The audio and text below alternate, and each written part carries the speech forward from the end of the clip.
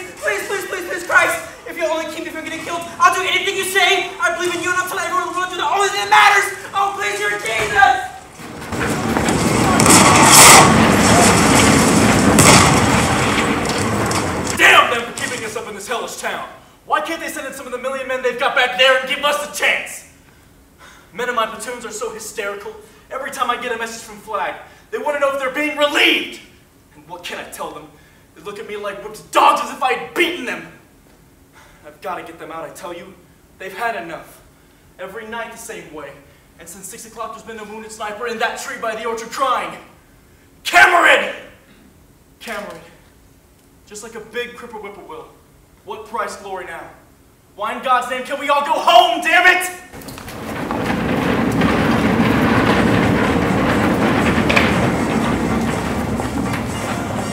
Damn it, headquarters. Now you watch that door. Watch it. In 10 minutes, we're going to have another of these round-headed gentlemen from the old school here to give us a prepared lecture on what we're fighting the war for and how we're to do it. Another one of these Bill Poster chocolate soldiers with decorations running clear around his backbone. And a thrill speech on Army morale. Side-whiskered butter-eater. Like to rub their noses and feel latrines I've slept in. Keeping up Army morale. Meanwhile, some screaming fool back in New Jersey thinks he's playing with paper dolls. Extra, extra, war is over, government can fight through. Somebody's coming cold. Let's kill all the Huns! Let's have a funeral for the Kaiser. Where is he? I can't see him. There he is. The third one on that side. Oh, I see him. Freddie! Freddie! May the Kaiser rest in peace. Turn on the lights on Broadway. The war is over. Alas, and now we can have all the sugar we want. Isn't it terrible? The war over? And now Charlie Westover's name is on the casualty list. Did you see Eddie Crenshaw when he got back? Looks like death warmed over. Poor bastard. And so, the war was over. And with it ended idealism, for almost everyone that is, except Woodrow Wilson. My fellow countrymen, the armistice was signed this morning. Everything for which America fought has been accomplished. It will now be our fortunate duty to assist by example, by sober friendly counsel, and by material aid in the establishment of just democracy throughout the world. Wilson found, however, that the American people didn't want the world to be safe for democracy. They just wanted it to be safe for America. Some didn't even care that it was safe, as long as it was smooth and easy. When President Wilson tried to extend wartime idealism into a decade of peace, he had an effect exactly opposite from the one that he wanted. One writer in the American Mercury maintained that Woodrow Wilson had produced more cynics than any other figure in modern history. Among the cynics were many of those who had just returned from the front. Back in America, E.E. Cummings heard the cries of patriotic politicians this way.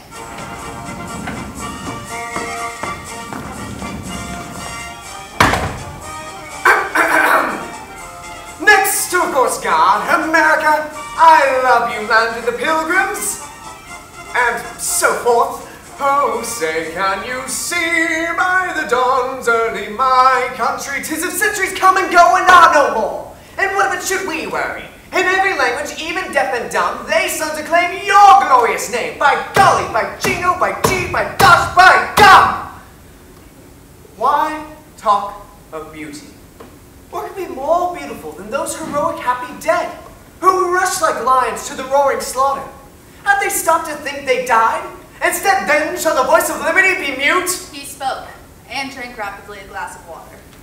This speechifying politician left a certain distaste in the mind of the returning warrior. And what about war stories? Could memory serve to do the work that politicians didn't? Our Home at Last Doughboy says no. The trenches, the mud, the dead enemy, these still cloud the mind. So what is left for our returning hero, decorated at Verdun, refused a job and a drink in New York, to think about? The folks back home, they too fought the war, in their own way. Aunt Lucy, during the recent war, could, and what is more, did, tell you just what everyone was fighting for. My sister, Isabel, created hundreds and hundreds of socks, not to mention shirts, flea-proof ear warmers, etc., wristers, etc. My mother hoped I would die, etc. Bravely, of course. My father used to talk about how it would be a privilege, and only if he could. Meanwhile, myself, etc., lay quietly in the deep mud, etc., dreaming of your smile, eyes, knees, and of your, etc.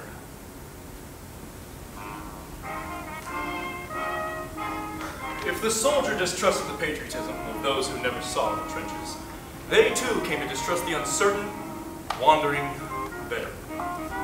Krebs went to the war from a Methodist college in Kansas. He enlisted in the Marines in 1917 and did not return to the United States until the 2nd Division returned from the Rhine in the summer of 1919.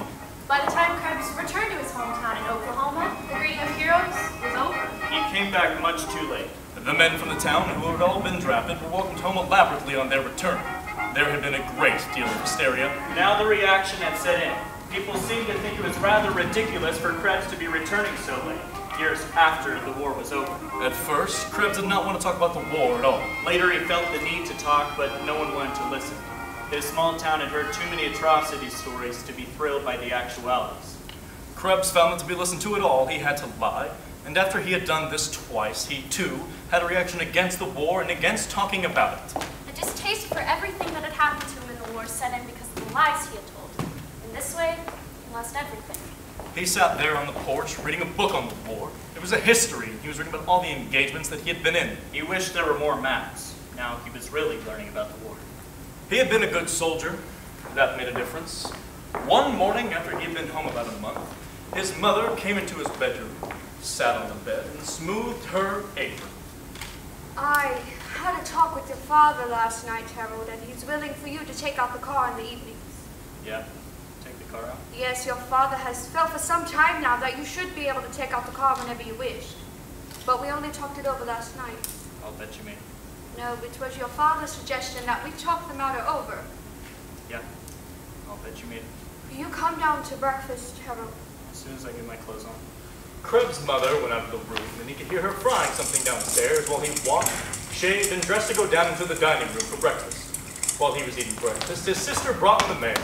Well, Hare, you old sleepyhead, what do you ever get up for? Have you got the paper?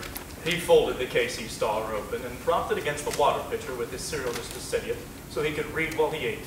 Harold, please don't muss up the paper. Your father can read his star if it's been mussed. I won't muss it. We're playing indoor over at the school this afternoon. I'm going to pitch. Good. How's the old wing? I can pitch better than lots of the boys. I tell them all you taught me. The other girls aren't much good. Yeah?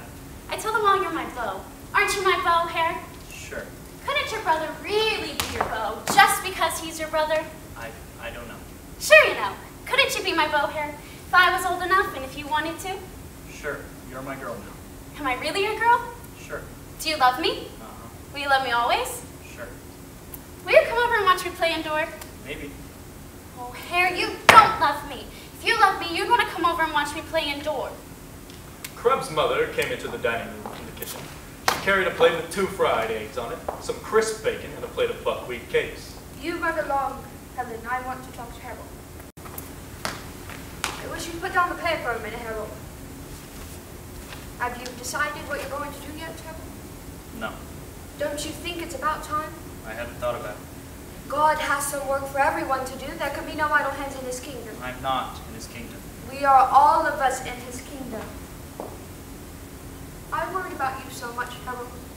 I know the temptations you must have been exposed to. I know how weak men are. I know what your own dear grandfather, my own father, told us about the Civil War, and I have prayed for you. I pray for you all day long, Harold. Your father is worried too. He thinks that you have lost your ambition, that you haven't got a definite aim in life. Charlie Simmons, who is just your age, has a good job and is going to be married.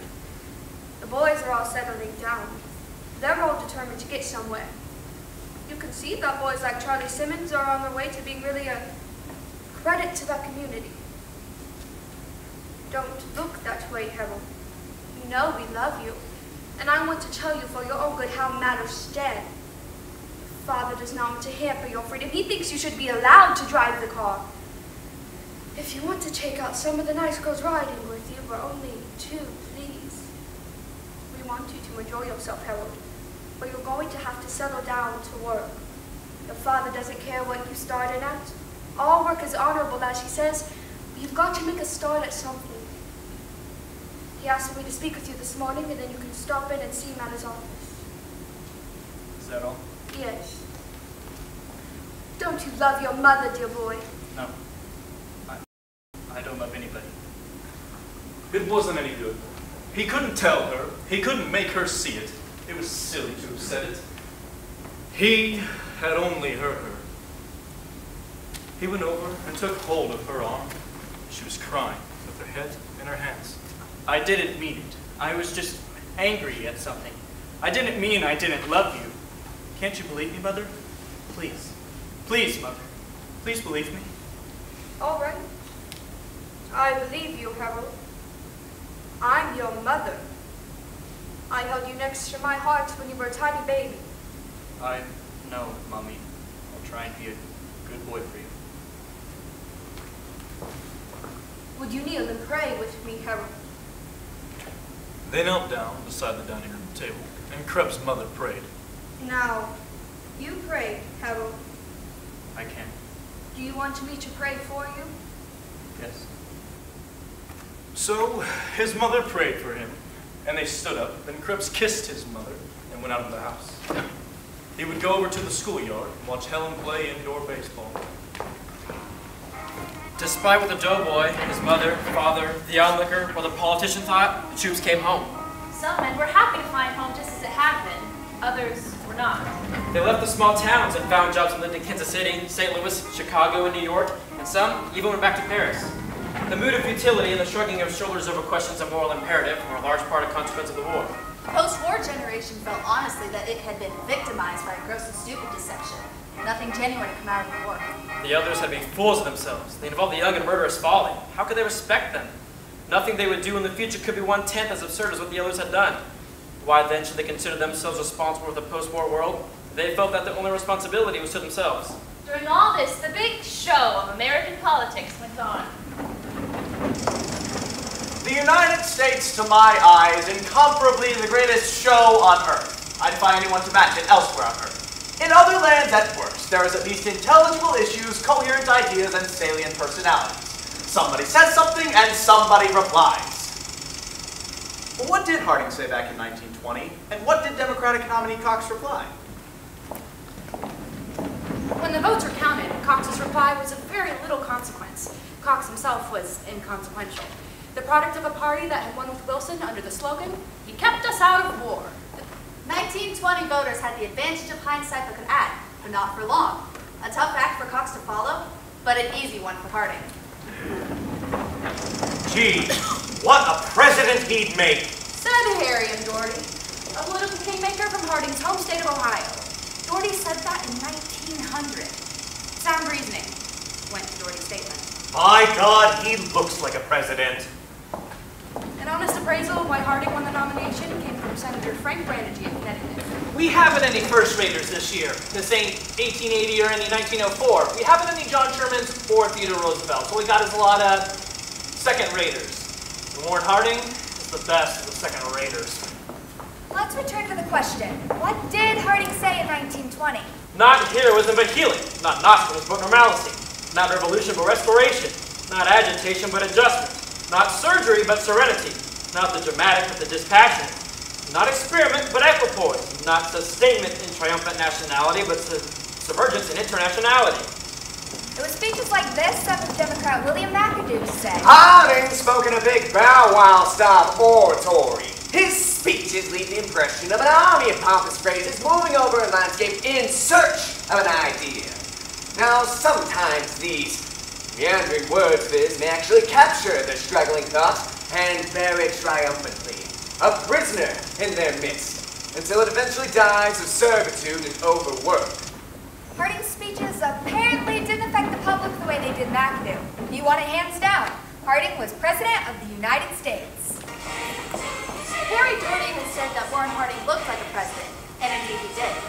But when the handsome Mr. Harding moved into the White House, he found he couldn't think like one. I can't make a damn thing out of this tax problem. I talk to one side and they seem right. Then, God, I talk to the other side and they seem just as right, and here I am right where I started. I know somewhere there's a book that will give me the truth, but hell, I couldn't read the book. And I know somewhere there's an economist who can give me the truth, but I don't know where to find him, and I haven't the sense to know him and trust him when I do find him.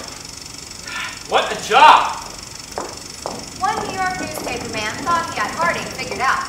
He said, Harding's acid test for everything proposed to him involving his participation was to ask himself if it would be becoming. This didn't work. He turned to his friends. Harding's conception of public service was to give a friend a job. President Harding made friends quickly.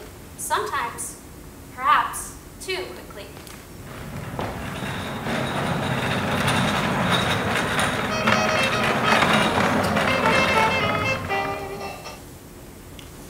Harding became pals with Charles Forbes during a brief visit to Hawaii. In 1921, he appointed Forbes head of the Veterans Bureau. Forbes held office for 2 years. During that time, it was estimated that over $200 million went astray and grafted flagrant waste on the part of this bureau. Forbes bought $70,000 worth of floor wax, enough to last 100 years. He paid 98 cents. a gallon. Expert testimony later set the value of the wax at 4 cents. a gallon. 84,000 brand new sheets, which had cost $1.37. each were sold at 26 cents. a piece, although at that very moment the bureau was purchasing 25,000 new ones at $1.03 a piece. The sheets were being delivered to and shipped from one warehouse at the exact same time. Some apparently went straight through without even stopping. Forbes went to prison for fraud in 1926. But Forbes and his Veterans Bureau were only one of the several minor scandals. the big daddy of them all was the Teapot Dome oil affair.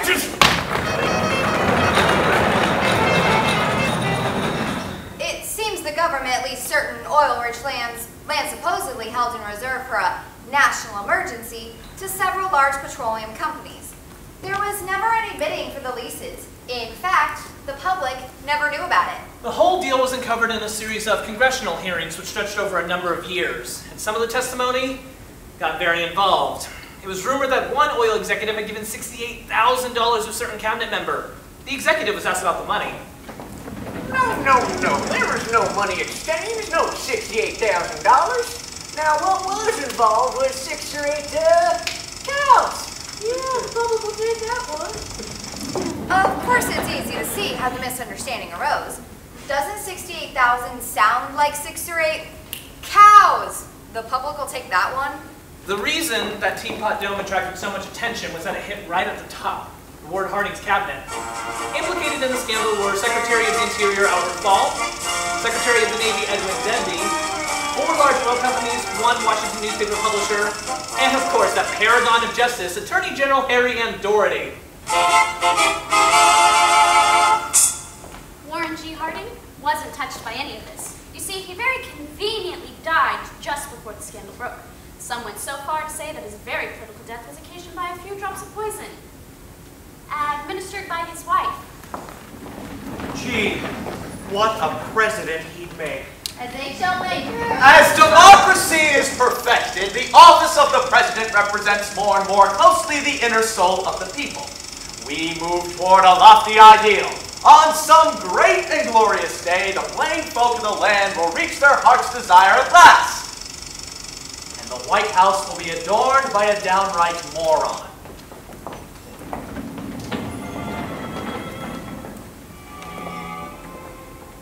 First president he loved by his bitterest enemies is dead.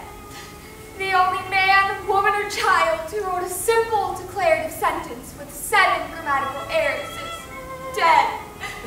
Beautiful Warren G. Harding is dead.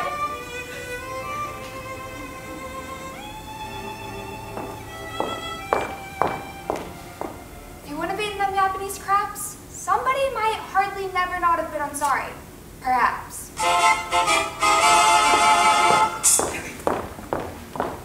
The New York Times headline, they put it much more simply. Extra, extra! President Harding dies suddenly! Stroke of apoplexy at 7:30 p.m.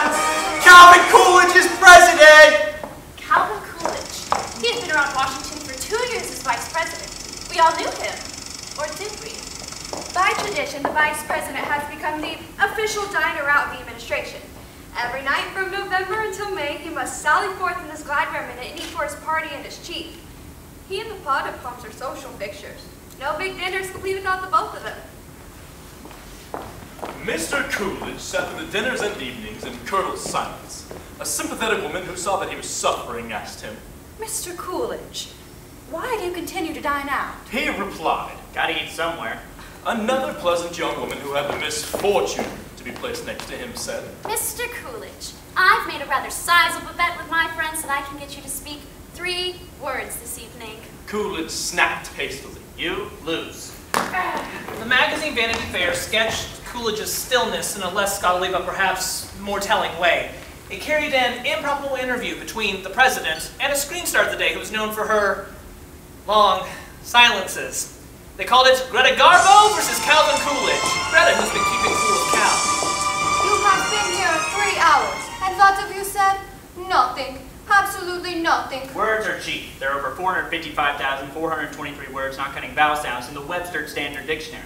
But it was not words that made this great country what it is today. It is actions, and actions speak louder than words. It is possible to calculate. There's been 464 major actions. Stop. A half-hour silence. Stop what? Stop talking. I wish to think. 3/4 of an hour elapse. And what do you think, Miss Garbo? I think I go home. Oh, Miss Garbo. The next silence lasts an hour. Well, I reckon whether I choose to or not, I must run. The missus is waiting. Well, I'm sick of this argument anyway. I want to be alone. Let us not lead you to believe that Calvin Coolidge was entirely silent. He did occasionally utter a profundity, for example, when more and more people are thrown out of work, unemployment results. Mr. Coolidge once even went so far as to state his philosophy of the presidency. Never go out to meet trouble. If you will just sit still, 9 cases out of 10, someone will intercept it before it reaches you.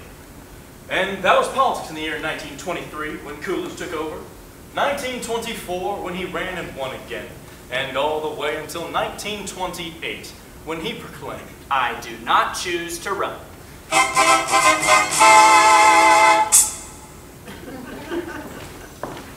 Writers and journalists who had picked apart Harding and Coolidge found more important issues in the courts. In April 1920, there had taken place at South Braintree, Massachusetts, a crime so minor that it was not even mentioned in the New York Times the following day, or for the fact the whole following year.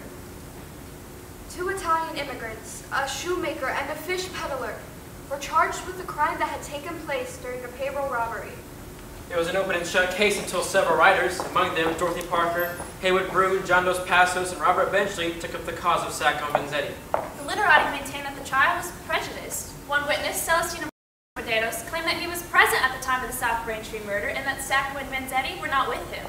Judge Thayer, who presided at the trial, is alleged to have denounced the defendants as anarchists and bastards. In conversation outside the courtroom, he was also accustomed to the privacy of his country club locker room to refer to the 2 prisoners as Dagos and sons of bitches, and to state emphatically that he would get them good and proper. The case was fought for 7 years. Sacco and Vanzetti were convicted. Massachusetts State Prison, August 23rd, 1927. Nicola Sacco and Bartolomeo Vanzetti died in the electric chair this morning, carrying out the sentence imposed on them for the South Braintree murders of April 15th, 1920. At the last moment, Vanzetti made a remarkable statement.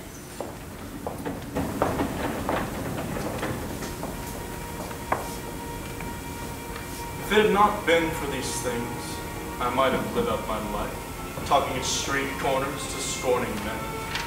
I might have died unmarked, unknown, a failure. Now, we are not a failure. This is our career and our triumph. Never in our full lives can we hope to do so much work for tolerance, for justice, for men's understanding of men as we do by accident. Our words, our lives, our pains, nothing. The taking of our lives, lives of a good shoemaker and a poor fish peddler, all that last moment belongs to us. That agony is our triumph.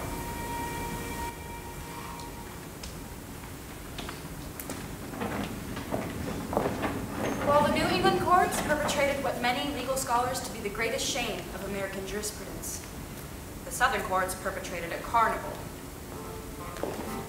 In the year 1925, in Dayton, Tennessee, high school teacher John Thomas Scopes goes on trial for the crime of teaching the theory of evolution. At the time, it was a state law that only the theory of man's creation, as written in the Bible, could be taught in the public schools. Clarence Darrow was the defense attorney. William Jennings Bryan, the great commoner, was the prosecutor. The Scopes trial drew nationwide attention. The little town of Dayton filled up with peddlers, conmen, and persons supporting each side of the cause. William Jennings Bryan had the backing of many fundamentalist Protestants. Rivalist Billy Sunday sent this message. If man evolved from monkeys, why are there so many monkeys left? The trial had reached its climax when Darrow put William Jennings Bryan on the stand as an expert on the Bible.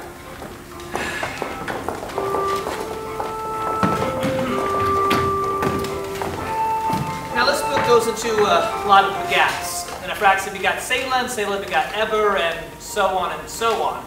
These pretty important folks? They are the generations of the holy men and women of the Bible. And how did they go about all this begetting? What do you mean? I mean, did people get themselves begat in those days about the same way they get themselves begat today? The process is about the same. I don't think your scientists have improved it any. So, in other words, they were brought forth and conceived through the normal biological function known as sex. What do you think of sex, Colonel Bryan? Now, in what spirit is the question asked? I'm not asking you what you think of sex as a father, or as a husband, or as a presidential candidate. You're here as an expert on the Bible. What's the biblical evaluation of sex? It is considered original sin. And all these people got themselves begat through original sin? All of a sudden make them less holy? Your Honor, where is this leading us? What does this have to do with the state versus John Scopes? Colonel Darrow, the court must be satisfied that this line of questioning has some bearing on the case. You've ruled out all my witnesses. I must be allowed to examine the one witness you've left me in my own way. Your Honor, I am more than willing to endure Mr. Darrow's sneering and disrespect, for he is pleading the case of the prosecution by his contempt for all that is holy. I object, I object, I object. On what grounds? Is it possible that there is something holy to the celebrated agnostic? Yes. The individual human mind. In a child's power to master the multiplication table, there's more sanctity than all of your shouted amens, holy holies, or hosannas. An idea is a greater monument than the cathedral, and the advancement of men's knowledge is more of a miracle than any sticks turn to snakes or the parting of waters. But are we now to halt the march of progress because Mr. Bryan frightens us with a fable? Fable?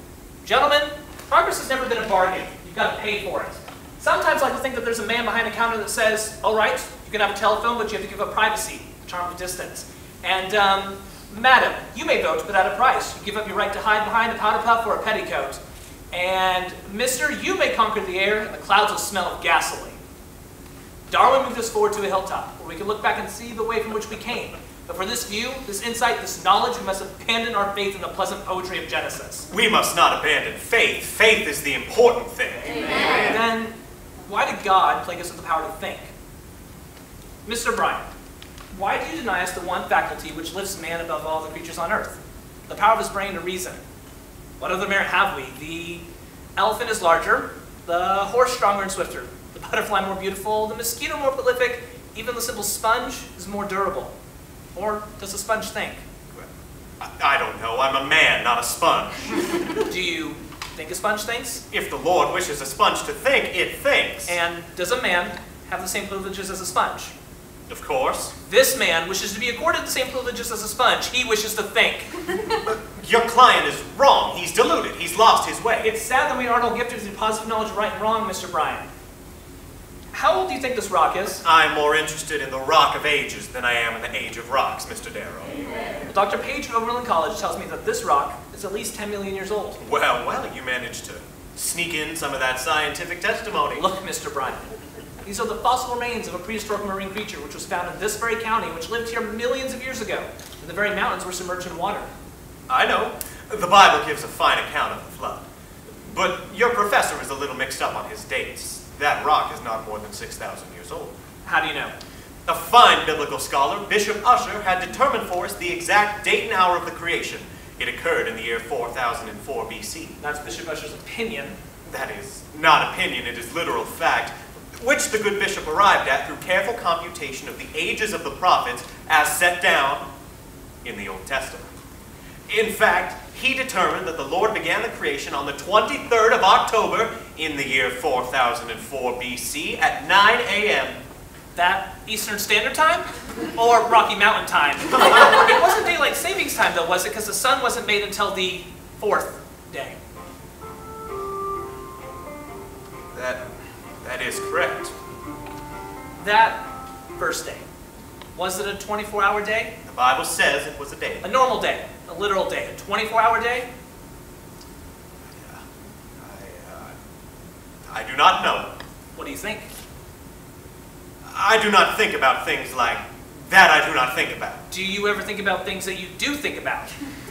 Could it have been 25 hours? There was no way to measure it, no way to tell. Isn't it possible it could have been 25 hours?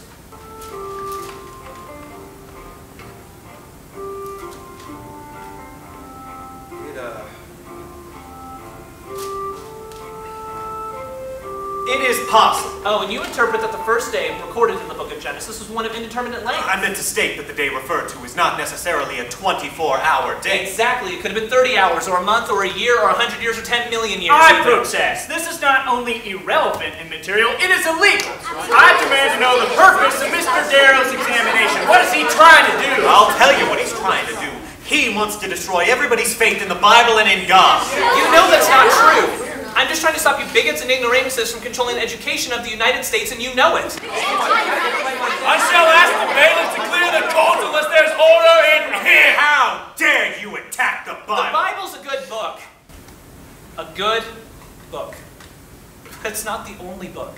It is the revealed word of the Almighty. God spake to the men who wrote the Bible. And how do you know that God didn't speak to Charles Darwin? Oh, I know. Because God tells me to oppose the evil teachings of that man. Oh, God speaks to you. Yes. He tells you exactly what's right and what's wrong.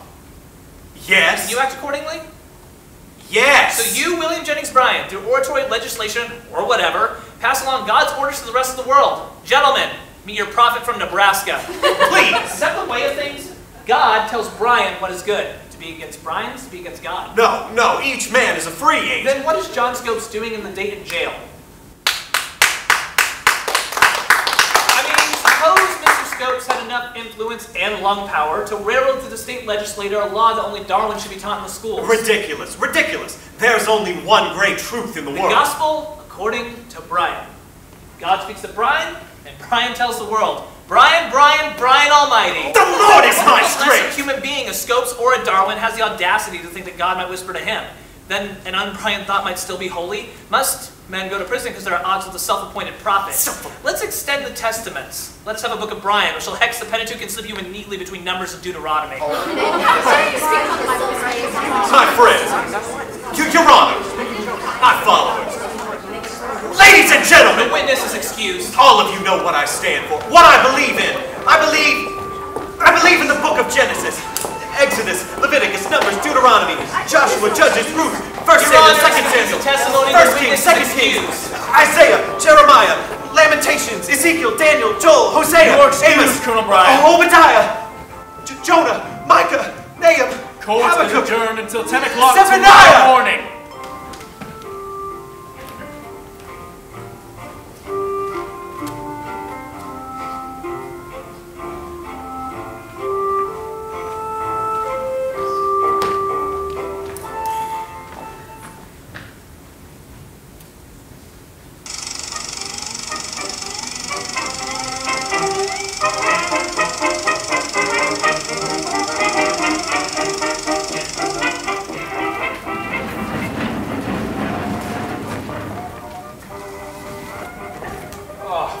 1920s were a party that ended in a serious hangover. Here's a 10-year-long weekend party in which they all participated and whose hangover never really started until the stock market crashed. The era of wonderful nonsense. The time of the lost generation. The reckless era. The roaring 20s, the aspirin age. The Jazz Age, the age of Freud and Ziegfeld. Flaming youth. These are the labels of the era. They all describe one thing. Rebellion!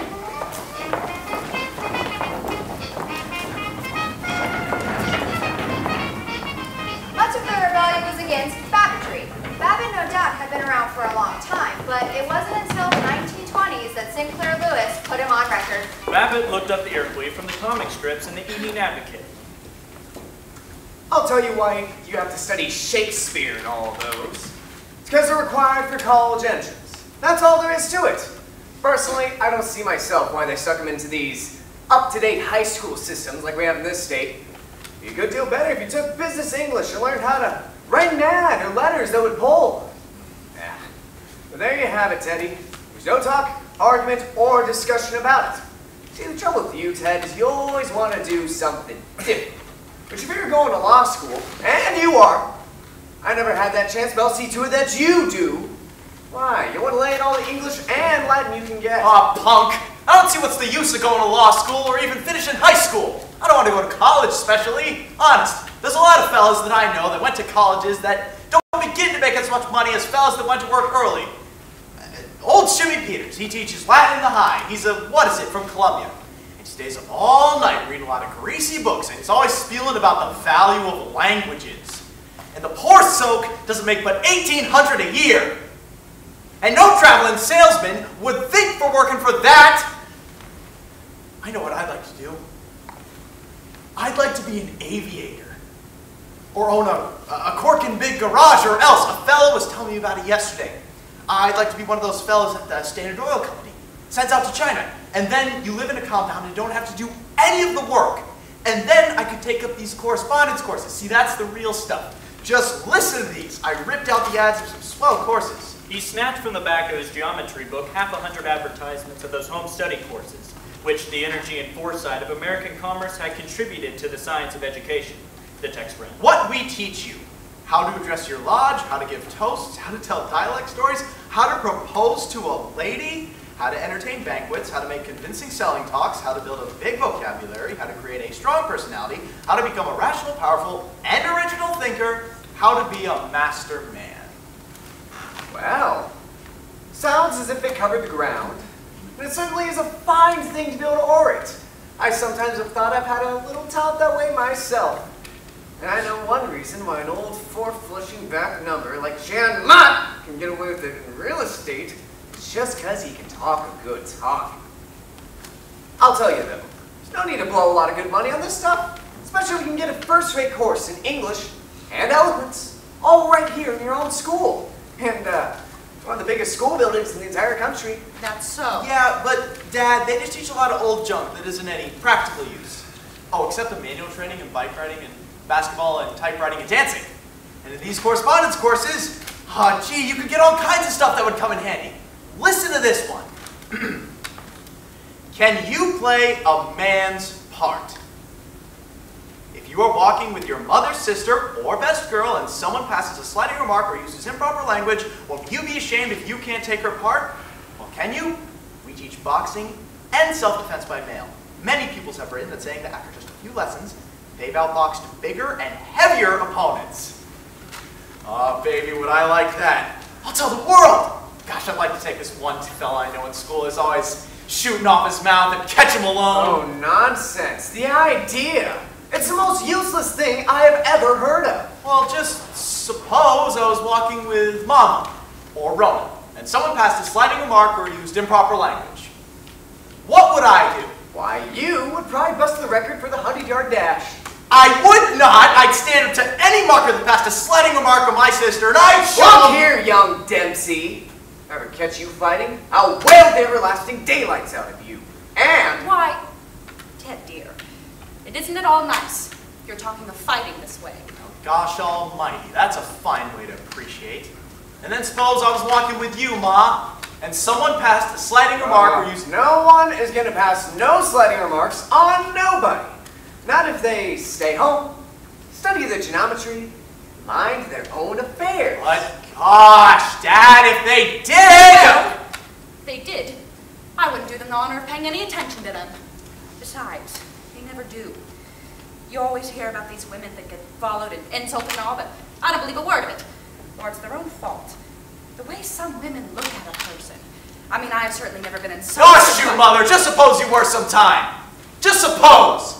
Can't you suppose something? Can't you imagine things? Certainly, I can imagine things. The idea. Certainly, your mother can imagine and suppose things. Do you think you're the only member of this household that has an imagination? Besides, it's just a lot of supposing. There's no sense supposing when there's real facts to take into consideration. Look here, Dad! Suppose, I mean just suppose you were in your office and some rival real estate man... Realtor. Some realtor that you hated came into your Now, office... Teddy, I don't hate any realtor. But suppose you did! I don't suppose anything of the kind! There are plenty of fellows in my profession that stoop and hate their competitors. But, if you were just a little bit older, and you understood business, then you'd know, and you'd suppose, that there's only one thing that I stand for in the real estate circle of Zenith, is that we must always speak of each other in only the friendliest of terms, and institute a spirit of brotherhood and cooperation. So I can't suppose, and I can't imagine my hating any realtor. Not even that dirty, four-flushing society sneaks that surrounds you. Well, Babbitt, the small-town Rotarian businessman, may have fooled himself, but he doesn't fool anybody in the end, least of all the young rebel of the 1920s. The older generation had pretty well ruined this world before passing it on to us. Some of these rebellious youth wouldn't even... They give us this thing knocked to pieces, leaky red hot, and threatening to... Some of these... Ow! And then they're surprised that we don't receive it with the same attitude of prudent and coarse enthusiasm which they received it! Some of these rebellious youth wouldn't even take it, that leaky middle-class world. They were off to the big cities, the bohemian haunts, New York's Greenwich Village. And when that became too popular, Paris. In Paris, they found themselves being labeled the Lost Generation by Gertrude Stein. To demonstrate to the world and to Miss Stein that her pronouncement was, as he said, a piece of splendid bombast, Ernest Hemingway placed her words, "You are all a lost generation," on the inscription page of The Sun Also Rises, in order to counter it with another inscription of his own from Ecclesiastes. One generation passeth away, and another generation cometh, but the earth abideth forever. The sun also rises, and the sun goeth down, and hasteth to the place where he arose. The wind goeth toward the south and turneth about into the north. And returneth again according to his circuits. All the rivers run into the sea, and yet the sea is not full. And to the place from whence the rivers come. Thither they return again.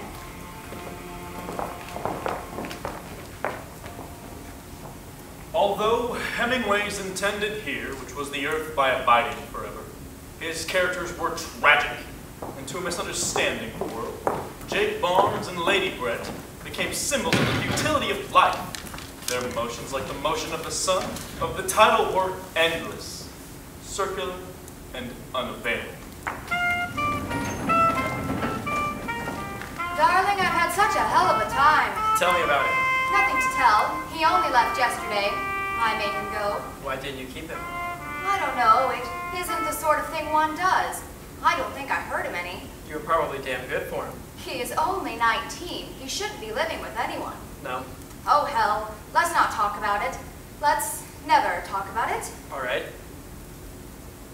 It was rather a knock, his being ashamed of me. He was ashamed of me for a while, you know. No! Oh, yes. They ragged him about me at the cafe, I guess. He wanted me to grow my hair out. Me, with long hair? I'd look so like Medusa. What happened? Oh, he got over that. He wasn't ashamed of me long. He wanted to marry me, finally. Really? Maybe he thought that would make him Lord Ashley. No, it wasn't that. He really wanted to marry me, so I couldn't go away from him, he said. He wanted to make sure I could never go away from him. I'd have lived with him if I hadn't seen it was bad for him. I'm 34, you know. I'm not going to be one of those women that ruins children. No. I'm not going to be that way. Good. She looked away. I thought she was looking for a cigarette, but then I saw that she was crying, shaking and crying. She wouldn't look up. I put my arms around her and I stroked her hair. I could feel her crying as I held her close. Please, let's don't ever talk about it. Please, let's don't ever talk about it. Dear Brad. I won't be one of those women, but Jake, please, let's never talk about it. We left the hotel room and went down to the bar for a cocktail.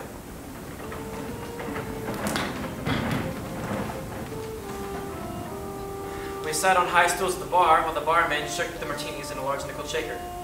It's a nice bar, isn't it? They're all nice bars. It's funny what a wonderful gentility you get at the bar of a big hotel. Barmen and jockeys are the only people who are polite anymore. No matter how vulgar a hotel is, the bar, it's always nice. Well, bungo. Bungo. You know, I feel rather damned good, Jake. You should. It makes Mom feel rather good deciding not to be a bitch. Amazing, isn't it? Yes. It's sort of what we have instead of God. Some people have God, quite a lot. He never worked very well with me. Should we have another martini? Don't get drunk, Jake. You don't have to. How do you know? Don't. You'll be all right. Well, want to go for a ride instead? Want to go ride through the town? Right, I haven't seen Madrid. I should see Madrid. Outside it was hot and bright. A taxi came up the street. I told the driver where to drive and I got in beside Brett. I settled back, and Brett moved closer to me, and we sat close against each other. Oh, Jake, we could have had such a damned good time together. Yes. Isn't it pretty to think so?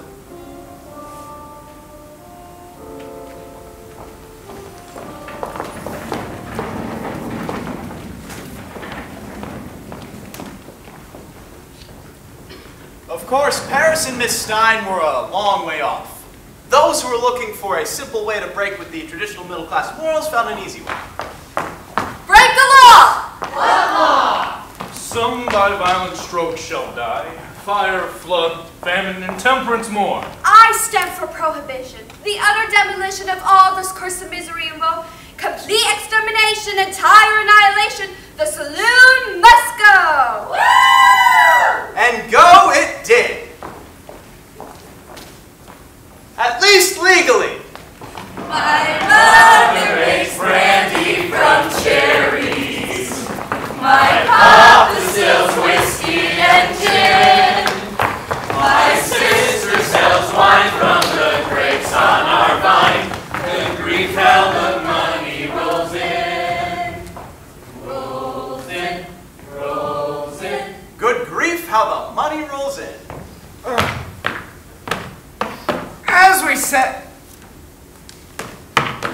As we said, the saloons were dead. Legally, anyways. They teased the men, and the Volstead Act killed it.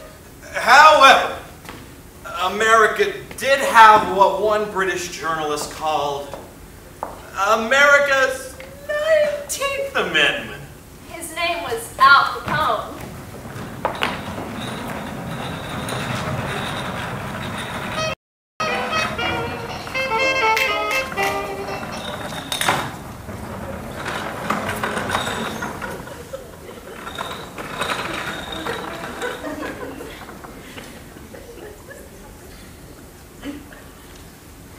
Al's fortune was estimated at $50 million.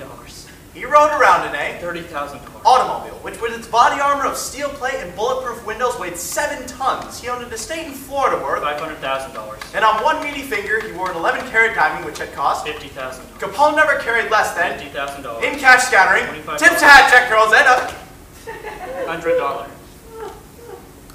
gratuities to waiters. He was known around the gambling spots as a sucker for the ponies.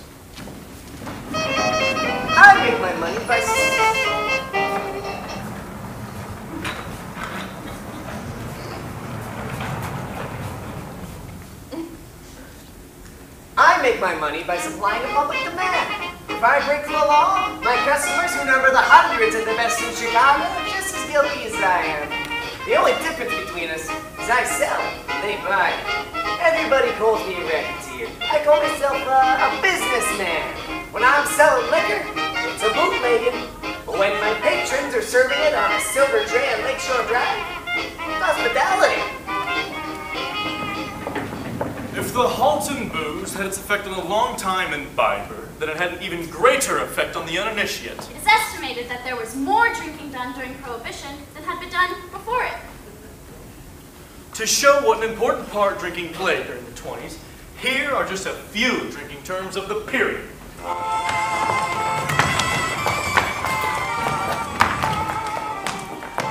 Oiled. Owl. Stewed. Boiled. Fried. Sizzled. Sea's over. Stinko. Under the table. Sophisticated. Not to mention. Lit up like a Christmas tree. Lathered. Plastered. 4 sheets to the wind. And bombed. Fried up to the head. Woo! Burning up a low blue flame. And of course.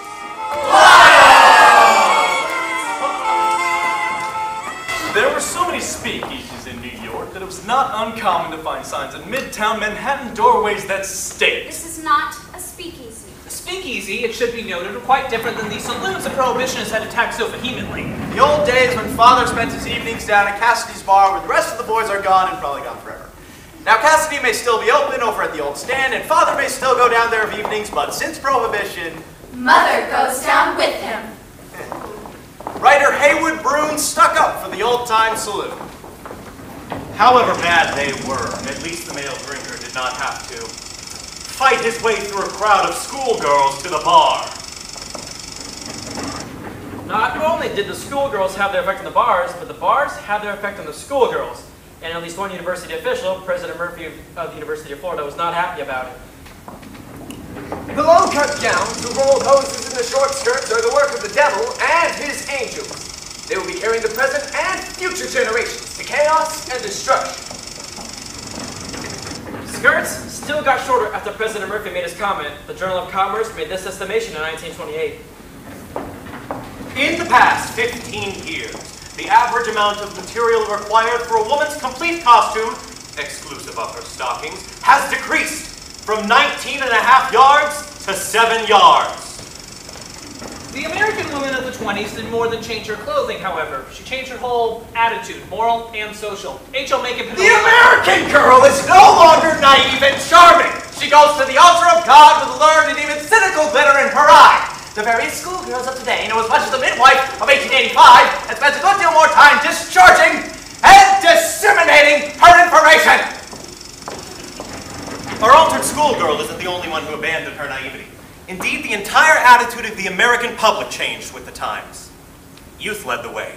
They shocked the older generation with their talk, their songs. Yes, we have no bananas. We have no bananas today.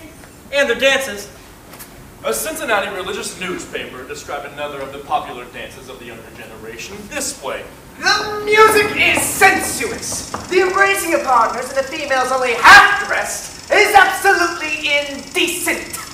And the movements, oh, they are such as one may not be described with any respect for propriety in a family newspaper. Now, suffice it as to say, there are some households where such dances could be considered appropriate. Those houses have all been closed by the law. We know, of course, that this dance wasn't the frug or the monkey, but if you had guessed that it was the Charleston or something equally shocking, you would have been wrong. This dance was described as the foxtrot.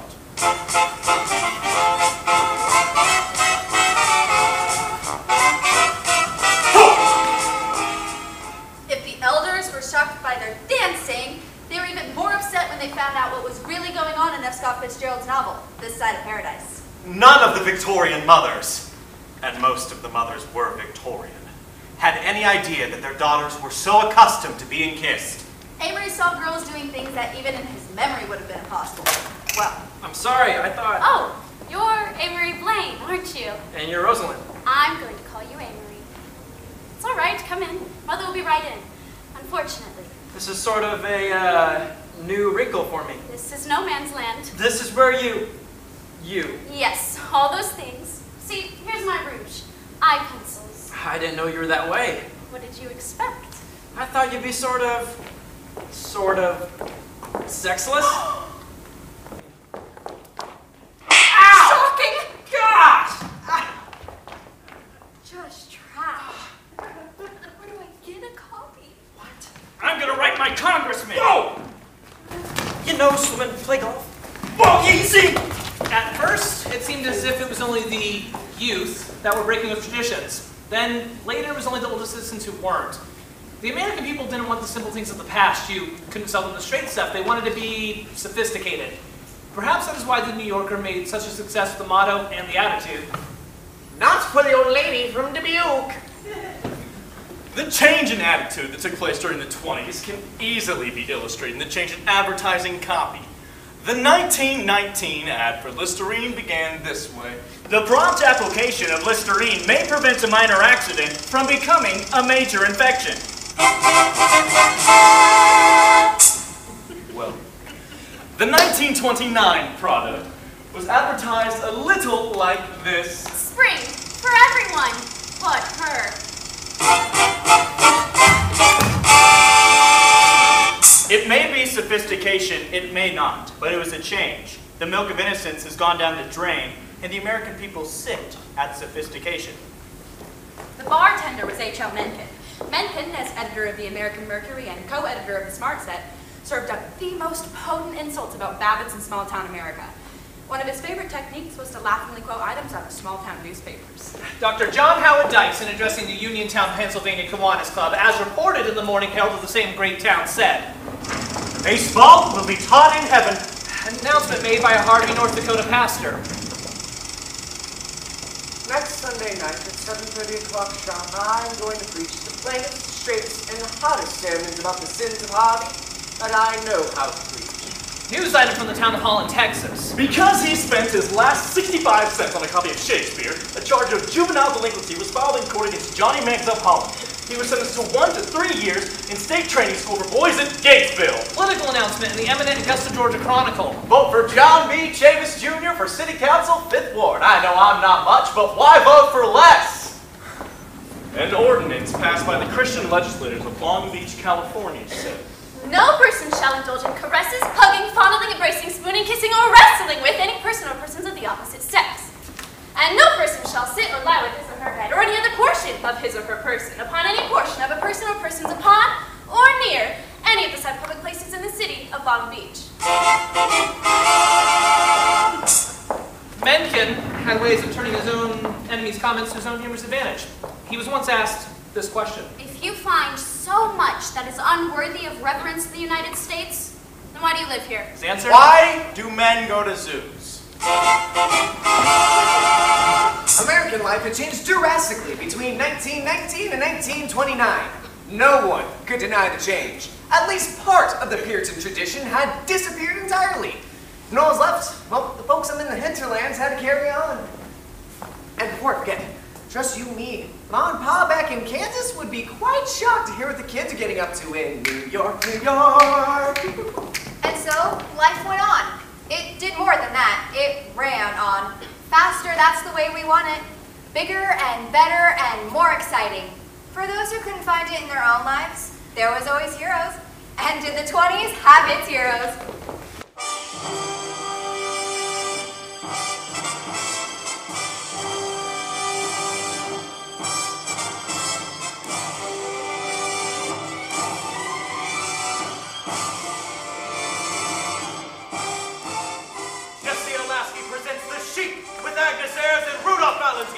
Straight for the sheep, see you two! See! The ocean of beautiful girls to the lords of Algerian harems. Why not me? See! A heroine disguised, but still beautiful and exotic. See! Chica man, Rudolph Valentino raids her caravan and carries her off to his tent. See! We're captured by men and tribesmen and enslaved by the chief in his stronghold. See! The sheik's vengeance, the storm in the desert, a brown woman's heart surrendered. See. Matchless seeds of gorgeous color and wild-free life and love. Here was a lover of a woman's dreams and hearts, the violent, exciting, secret lover who never pleaded for a lady's favors, but took them without scruple. Lie still, you little fool. He said to Agnes Harrison,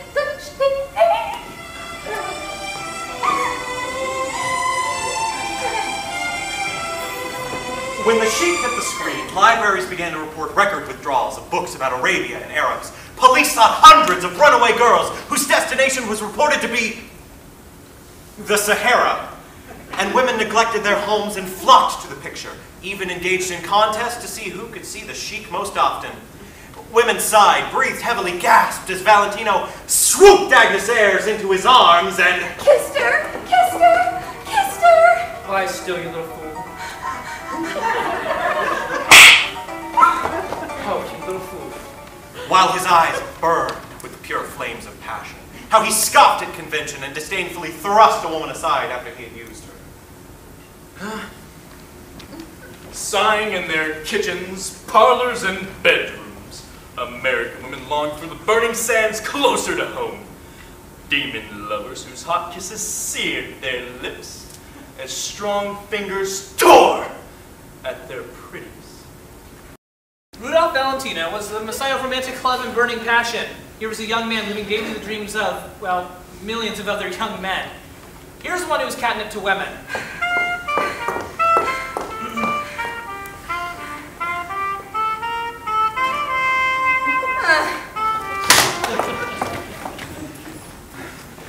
Take me out to the ball game.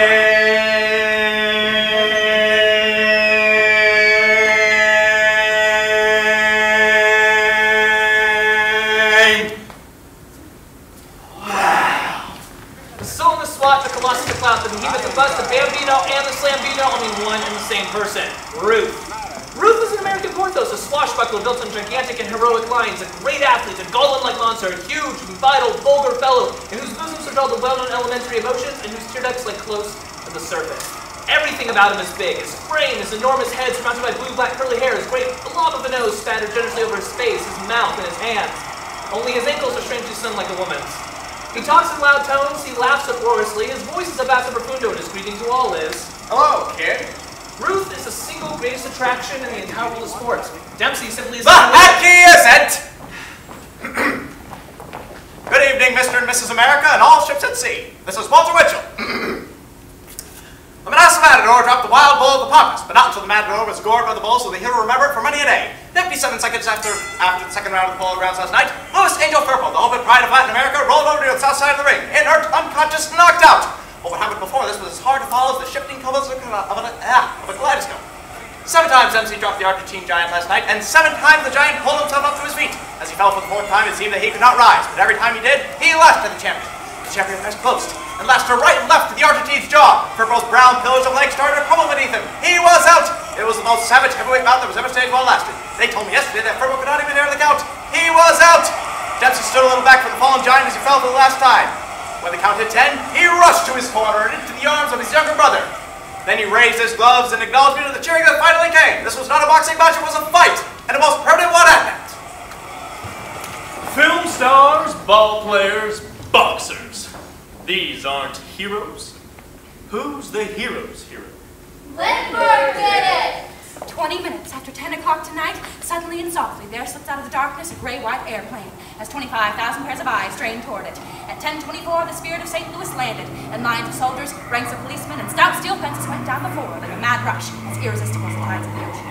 Soldiers with fixed bayonets and police tried for one small moment to stem the tide. Then they joined it, rushing as madly as anyone else toward the aviator's plane. The first people to reach the plane were 2 workmen of the aviation field and half a dozen Frenchmen. "This time it is done!" they cried. Captain Lindbergh answered. Well, I made it. And Lindbergh wasn't the only one. Everyone made it. There's more money, more fun, more freedom. More of that, Eddie! I want some more of that rye, that scotch, whatever it is, I just want more. More radio, more American can. More U.S. Steel, buy more. Blotto. I'm Blotto and I still want more. make up and want to know the whole story. I want this to say everything in the movie is. Well, I know that it isn't, but say that it is. Say beautiful jazz babies, champagne baths, midnight revels, and petting parties at the Purple Dawn.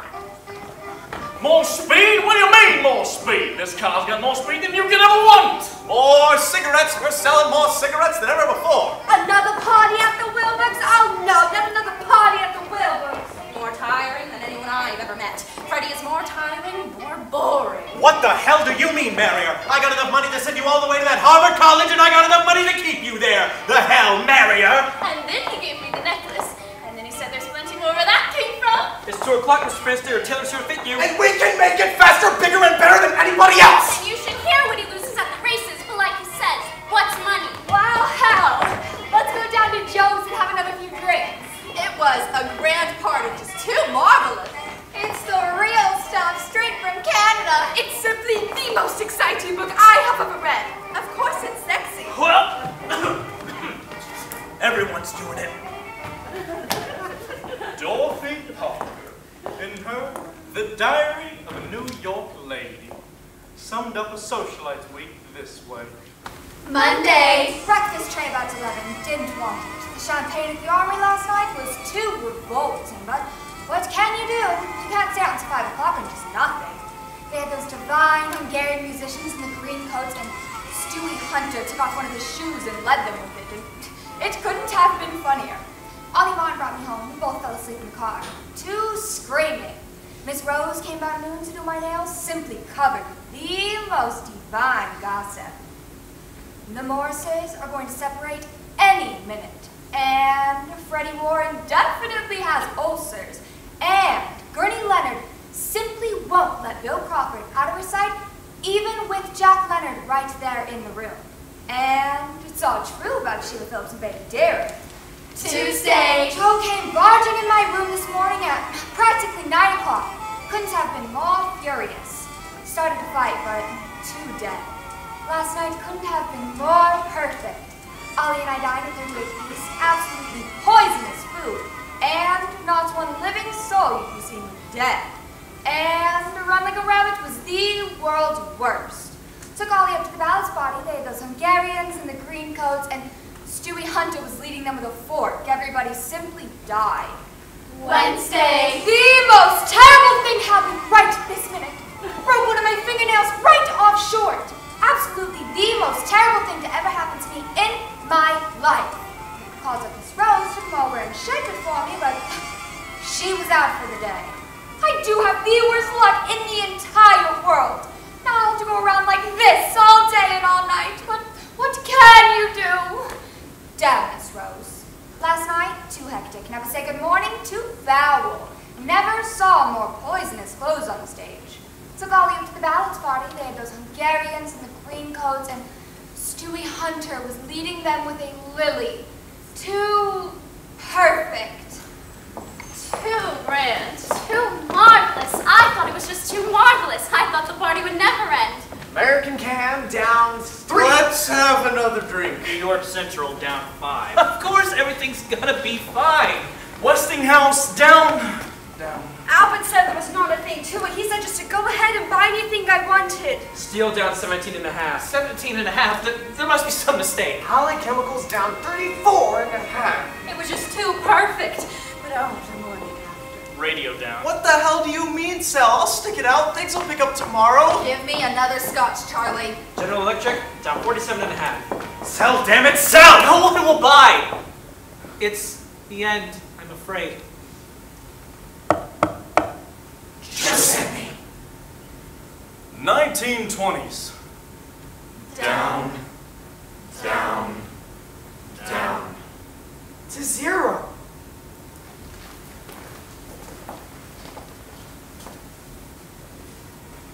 One, 2, 3 was the number he played, but today the number came 3, 2, 1. Bought his carbide at 30, and it went to 29. And the favorite at Bowie, the track was slow.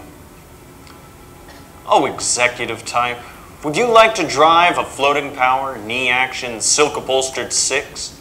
Wed a Hollywood star? Shoot the course in 58, draw to the ace, king, jack? Oh, fellow with a will who won't take no. Watch out for 3 cigarettes on the same single match. A Democratic voter, born in August under Mars. Beware of liquidated rails. Denouement to denouement. He took a personal pride in the certain way he lived his own private life. But nevertheless, they shut off his gas. Nevertheless, the bank foreclosed. Nevertheless, the landlord called. Nevertheless, the radio broke. And 12 o'clock arrived just once too often. Just the same, he wore 1 gray tweed suit, bought 1 straw hat, drank 1 straight scotch, walked 1 short step, took 1 long look, drew 1 deep breath. Just 1 too many. And wow, he died. And wow, he lived. Going whop to the office and Bluey home to sleep and Biff got married and bam, had children and oof! Got fired. Zowie did he live. And zowie did he die. With who the hell are you at the corner of his casket? And where the hell are we going from the right-hand silver knob? And who the hell cares walking second from the end with an American Beauty wreath from Why the Hell Not? Very much missed by the circulation staff of the New York Evening Post. Deeply mourned by the BMT. Mr. Roosevelt, Sears Roebuck, Big Dipper, Summer Rain, Mr. Mr.